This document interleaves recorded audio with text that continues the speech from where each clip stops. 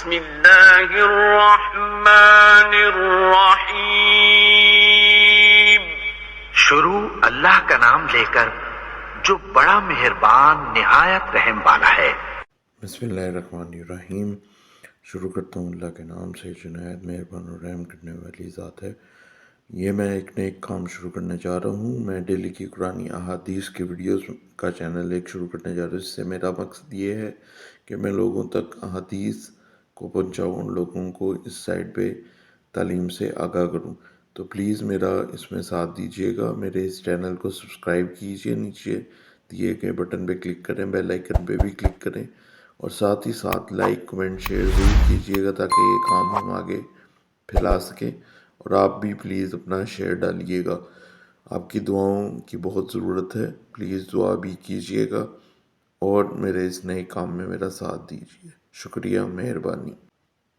پھر جب ان سے عذاب کو ایک خاص وقت تک کہ اس تک ان کو پہنچنا تھا ہٹا دیتے تو وہ فوراً عہد شکنی کرنے لگتے، جو نئے کام سے روکنے والا، حد سے گزر جانے والا اور شک کرنے والا تھا۔ ہم نے موسیٰ کو کتاب دی اور اسے بنی اسرائیل کے لیے ہدایت بنا دیا کہ تم میرے سوا کسی کو اپنا کارساز نہ بنانا۔ پھر ہم نے ان پر تمہارا غلبہ دے کر تمہارے دن پھیرے اور مال اور اولاد سے تمہاری مدد کی اور تمہیں بڑے جتھے والا بنا دیا۔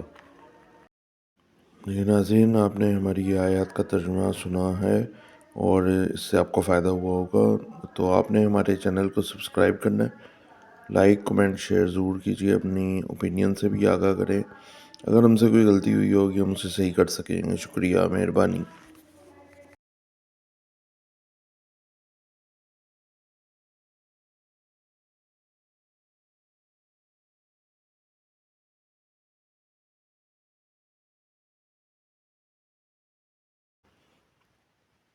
ان میں سے وہ بھی ہیں جو پیغمبر کو ایذا دیتے ہیں اور کہتے ہیں کان کا کچا ہے، آپ کہہ دیجئے کہ وہ کان تمہارے بھلے کے لیے ہیں، وہ اللہ پر ایمان رکھتا ہے اور مسلمانوں کی بات کا یقین کرتا ہے، اور تم میں سے جو اہل ایمان ہیں یہ ان کے لیے رحمت ہے۔ رسول اللہ صلی اللہ علیہ وسلم کو جو لوگ ایذا دیتے ہیں ان کے لیے دکھ کی مار ہے۔